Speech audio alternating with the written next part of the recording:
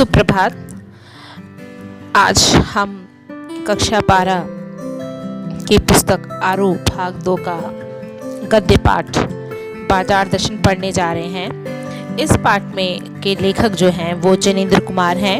सबसे पहले पाठ शुरू करने से पहले हम जिनेंद्र कुमार के विषय में जान लें। जिनेंद्र कुमार का जन्म अलीगढ़ उत्तर प्रदेश में 1905 में हुआ। आप हिंदी साहित्य में महत्वपूर्ण कथाकार के रूप में उभरे और हिंदी में प्रेमचंद के बाद सबसे महत्वपूर्ण कथाकार के रूप में प्रतिष्ठित जिनेंद्र कुमार का अवदान बहुत व्यापक और वैविध्यपूर्ण रहा है। आपने कई उपन्यास और कहानियां लिखी और आपकी कहानियां और उपन्यास जो हैं हिंदी में एक सशक्त मनोवैज्ञानिक कथा धारा को प्रभावित करती हैं, एक धारा का प्रवर्तन करती हैं, जिसमें से परख और सुनीता जो उपन्यास है वो उन उपन्यासों ने आपको बहुत प्रतिष्ठा दिलाई। इसी तरह कहानियों में, मनोवैज्ञानिक कहानियों में आपने खेल, पाजेब, नीलम देश की राजकन्या ऐसी महत्वपूर्ण कहानियां लिखी। अब हम पाठ के विषय में जानते हैं थोड़ा सा। ये जो पाठ है बाजार दर्शन, जिनेंद्र का एक महत्वपूर्ण निबंध है। इस निबंध में जिनेंद्र ने बाजार को अपने दृष्टिकोण से देखा है और हमें भी विवश किया है, बाध्य किया है कि हम भी उस दृष्टिकोण से विचारें, सोचें कि बाजार क्या है, बाजारवाद क्या है, उपभोक्ता क्या है और उपभोक्ता किस तरह बाजारवाद में उलझता जा रहा है। वैसे तो बाजार पे कई अध्याय लिखे गए हैं, उपभोक्तावादी संस्कृति पे कई अध्याय लेख लिखे गए हैं, लेकिन बाजार दर्शन अपने आप में एक महत्वपूर्ण निबंध है, लेख है जो जिनेंद्र कुमार जी के द्वारा लिखा गया है। इस निबंध के अंदर हम देखें तो जिनेंद्र ने बाजार की संवेदना को, बाजार को समझाने का प्रयत्न किया है और वे अपने मित्रों के माध्यम से, अपने परिचितों के माध्यम से यह बताने का प्रयास करते हैं कि बाजार की जो जादुई ताकत है वह हमें धीरे धीरे गुलाम बना रही है। अगर हम अपनी आवश्यकताओं को ठीक ठीक समझकर बाजार का उपयोग करें तो उसका लाभ उठा सकते हैं, लेकिन अगर हम जरूरत को तय कर बाजार में जाने की बजाय उसकी चमक दमक में फंस गए तो वह बाजार जो है हमें असंतोष, तृष्णा और ईर्ष्या से घायल कर हमें सदा के लिए बेकार कर देगा। इस मूल भाव को जिनेंद्र कुमार ने भांति भांति से समझाने की कोशिश की है और इसी में उन्होंने दार्शनिक अंदाज भी लिया है, कहीं किस्सा गोई भी ली है और अंत में उन्होंने ये बताया है कि बाजार का पोषण करने वाले अर्थशास्त्र को अनीति शास्त्र भी हम कह सकते हैं। जिनेंद्र कुमार जी ने अपनी जो बाजार दर्शन पाठ है, निबंध है, इसमें 3 अलग अलग संदर्भों के माध्यम से बाजारवाद को हमारे समक्ष रखने की कोशिश की है और बताया है कि किस तरह बाजार जो है वो हम पर हावी हो रहा है और किस तरह व्यक्ति जो है वो बाजार को अपने ऊपर हावी होने नहीं देते। इसी संदर्भ में वो इसमें 3 मित्र उन्होंने बताए हैं। तो सबसे पहले जो मित्र हैं उनके, वो बाजार लेने तो कोई मामूली चीज़ गए थे, पर जब वो लौटे तो उनके पास बहुत से बंडल थे। मित्र ने पूछा यह क्या है, तो वो मित्र बोलते हैं कि यह जो साथ थी उनका आशय पत्नी की महिमा से होता है कि पत्नी जो है वो आदिकाल से माया जोड़ने में, अर्थात धन को जोड़ने में या धन को खर्च करने में पत्नी की ही महत्वपूर्ण भूमिका रही है कि स्त्री ही माया न जोड़े तो और कौन जोड़े, स्त्री ही पैसा जोड़ती है।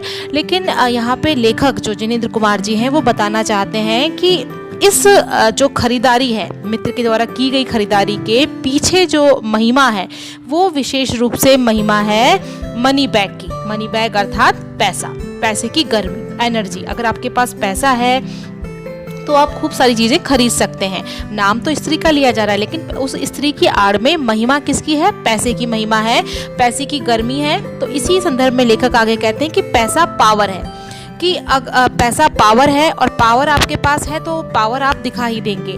कई व्यक्तियों को जो पावर है तो पावर से परचेजिंग पावर आपके अंदर आ जाएगा, मतलब खरीदने की शक्ति, सामान को खरीदने की शक्ति आपके पास आ जाएगी। कई व्यक्ति ऐसे होते हैं जो बैंक में पैसा पड़ा, आपके पास आपका पैसा बैंक में पड़ा होता है लेकिन उसे कोई नहीं देखता। लेकिन कई व्यक्ति अपने पैसे को दिखाते हैं, कैसे ना, माल, असबाब मतलब सामान, बहुत सारा लग्जरी आइटम आप उनके पास होता है, मकान, कोठी, जो अनदेखे भी दिखते हैं ना चाहते हुए भी आपको दिख जाएंगे कि इस व्यक्ति के पास बहुत सारा पैसा है, किसी के पास एक घर है, बंगला है और उसमें 4 कारें हैं। आप अपने आप ही कहेंगे कि अरे इस व्यक्ति के पास तो पैसा है, ये पैसा वाला अमीर आदमी है। लेकिन इसी संदर्भ में आगे वो कहते हैं कि कुछ लोग संयमी भी होते हैं जो फिजूल सामान को फिजूल समझते हैं, कि अगर आपके घर में एक कार की ज़रूरत है तो आप एक ही कार रखेंगे, ना कि 4 लोगों के लिए 4 अलग अलग आप कार खरीद के रखेंगे। वे पैसा बहाते नहीं हैं, बुद्धिमान होते हैं। यहाँ लेखक जो हैं उनके संदर्भ में वो कहते हैं कि बुद्धि और संयम पूर्वक वह पैसे को जोड़ते जाते हैं। वह पैसे की पावर को इतना निश्चय समझते हैं कि उसके प्रयोग की परीक्षा उन्हें दरकार नहीं है। अर्थात वो पैसे को जोड़ कर मन में गर्व से फूले रहते हैं, लेकिन वो पैसे को दिखाते नहीं हैं।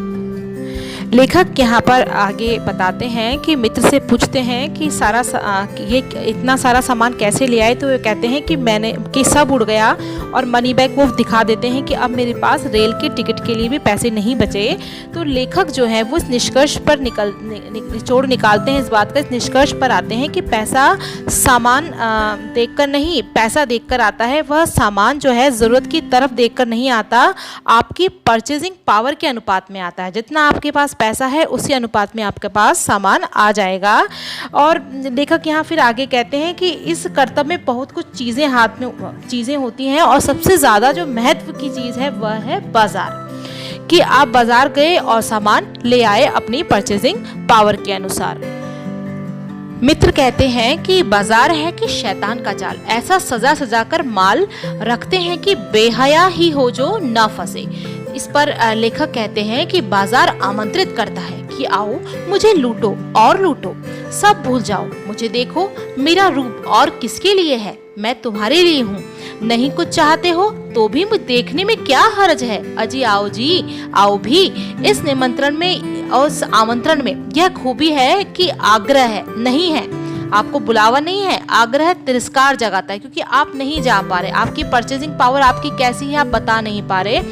लेकिन ऊंचे बाजार का आमंत्रण मूक होता है। जो हाट बाजार होते हैं उनका आमंत्रण खुला होता है। हाट बाजार में खड़ा हुआ व्यक्ति, जो बाजार में जो छोटे बाजार होते हैं उनका व्यक्ति आपको आवाज़ लगा के बुलाता है। लेकिन मॉल में जो बाजार होते हैं, मॉल के बाजार हैं, बड़े बाजार हैं, उनका आमंत्रण मूक होता है। वह आप में चाह जगाते हैं। चाह माने इच्छा की आप में कामना होती है, और चाह का मतलब है अभाव, क्योंकि वहाँ इतनी चीज़ें बिखरी हुई पड़ी होती हैं आपके सामने और आपका मन करता है क्या लूँ क्या न लूँ। और होता क्या है, आपका जो पैसा है, आपका पैसा परिमित है, आपको और चाहिए, लेकिन पैसा जेब में कम है, तो इससे आपके अंदर असंतोष की भावना पैदा होती है। और जो तृष्णा है, असंतोष है, ईर्ष्या की जो भावना है वो आपको विकल बना के छोड़ देती है। चाह का अर्थ यहाँ कवि ने इच्छा बताया है। यह इच्छा हमें आकर्षित करती है कि बाजार की तरफ, ओह यहाँ कितना अधिक है और मेरे पास कितना कम है। बाजार में सजी सुंदर वस्तुओं को हम देखते हैं, आवश्यकता न होने पर भी हम खरीदने के लिए ललायित हो जाते हैं। लेकिन इसी संदर्भ में आगे लेखक कहते हैं कि उनके दूसरे मित्र बाजार गए, और जब वे बाजार से लौट कर आए तो मैंने कहा लाए तो कुछ नहीं। वे बोले हाँ, पर यह समझना आता था कि न लूँ तो क्या, सभी कुछ तो लेने को जी होता था। कुछ लेने का मतलब था शेष को छोड़ देना, पर मैं कुछ नहीं छोड़ना चाहता था, इससे मैं कुछ न ले सका। तो लेखक कहते हैं कि मित्र की बात सही है। यदि हम ये नहीं जानते कि हम क्या चाहते हैं, तो सब और की जो चाह है, बाजार की हर वस्तु हमें घेर लेगी, और परिणाम स्वरूप हमारे अंदर जो है वो दुखद स्थिति ही आएगी। तो इसी में आगे लेखक बताते हैं कि बाजार एक जादू है। वह जादू आँख की राह से काम करता है। वह रूप का जादू है। जैसे चुंबक का जादू लोहे पर चलता है, वैसे ही जो बाजार का जादू है वह आँख के द्वारा हमारे ऊपर चलता है। और पर इस जादू की मर्यादा है, इसमें कई नियम काम करते हैं। जैसे जेब भरी हो और मन खाली हो, तो ऐसी हालत में बाजार का जादू का असर खूब होता है। यदि हमारी जेब भरी है और मन खाली है, हम हर चीज़ चाहते हैं कि ये लें वो लें, तो बाजार का जादू का असर हम पर खूब होता है। उसी प्रकार जेब खाली हो पर मन भरा ना हो, तो भी बाजार का जादू हम पर चल जाएगा। कि जेब खाली है तो हम उधार लेकर के भी हम सामान खरीद लेंगे, और जेब खाली है तो हम उधार बाद में पैसा दे देंगे पर हम उस समय सामान खरीद लेंगे। कहीं उस वक्त जेब भरी हुई तब तो फिर मन किसकी मानने वाला है, और बाजार का जादू उस समय खूब हम पर चढ़ेगा। इसी संदर्भ में कवि बताते हैं, लेखक बताते हैं कि यह जब बाजार का जादू का असर होता है कि हमने बहुत सारे सामान की खरीदारी कर ली, लेकिन जादू की जो सवारी है जैसे ही उतरती है तो हमें पता चलता है कि फैंसी चीज़ों की बहुतायत आराम में मदद नहीं देती। हमने जो लग्जरी, जो इतने आराम वाले सामान खरीदे हैं, शैम्पू, प्रसाधन खरीदे हैं, वो हमें मदद नहीं दे रहे वरन खलल ही डाल रहे हैं।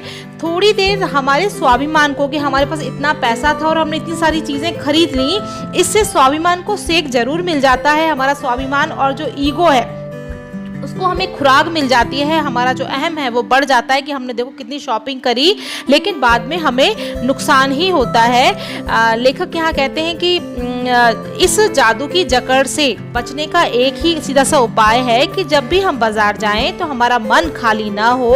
अगर हम बाजार जाना चाहते हैं तो हमारे मन में लक्ष्य भरा हो कि हमें क्या चाहिए, हमें क्या लेना है, हम उसी वस्तु को जाके लेंगे तो हमारे अंदर बिल्कुल भी घाव नहीं आएगा, ईर्ष्या की भावना नहीं आएगी, हम ये नहीं सोच पाएंगे हाय मैं नहीं ले पा रहा हूँ। इस तरह की भावना से हम बचे रहेंगे और बाजार जो है वो हमें आनंद।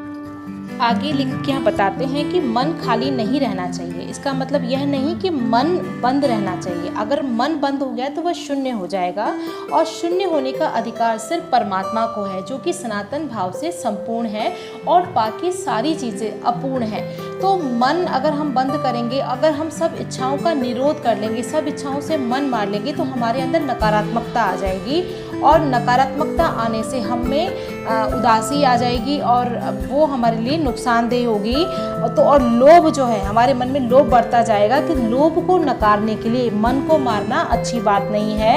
यह नकारात्मकता मन में नहीं होनी चाहिए और मन में पूर्णता भी नहीं होनी चाहिए। अगर हम पूर्ण हो गए तो हम परमात्मा से अभिन्न, हम महाशून्य हो जाएंगे। यह भी अपूर्णता है। इसी में लेखक आगे कहते हैं कि मन को मनमानेपन की छूट भी हमें नहीं देनी चाहिए, क्योंकि वह अखिल का अंग है, खुद कुल नहीं है, खुद परमात्मा के समान नहीं है, इसलिए उसे मनमानेपन की छूट भी नहीं देनी चाहिए। इसी प्रसंग में वे आगे बताते हैं कि उनके एक मित्र हैं जिनका नाम है भगत जी।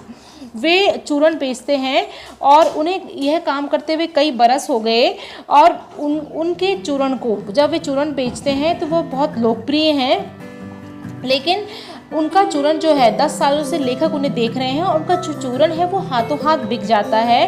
वह न उसे थोक में देते हैं न व्यापारियों को बेचते हैं। बस वक्त पर चूरन की पेटी लेकर घर से बाहर निकलते हैं और 6 आने की कमाई होते ही वे अपना चूरन बालकों को मुफ्त में बांट देते हैं और कोई पैसा उनसे एक्स्ट्रा वो नहीं लेते हैं। तो इसी संदर्भ में लेखक बताते हैं कि जो भगत जी हैं वो जैसे ही उनका चूरन बिकता है तो वो अपना चूरन बेचा और उन्हें जो भी कोई सामान बाज़ार से चाहिए वे बाज़ार से सामान लेके अपने घर को लौट आते हैं। बाज़ार का जादू उन पर नहीं चल पाता, बाज़ार का वार उन पर नहीं हो पाता। सारा बाज़ार जो है, माल जो है वो बिछा का बिछा रह जाता है। उनका मन अडिग रहता है, पैसा उनके आगे होकर भीख तक मांगता है कि मुझे लो, लेकिन वे उनके मन में पैसे पर दया नहीं आती और वह निर्मम व्यक्ति मतलब पैसे को ऐसे ही आहत अवस्था में बिलखता छोड़ करके गर्व रूप में पैसा जो है उसको बिलखता छोड़ के वे आगे बढ़ जाते हैं।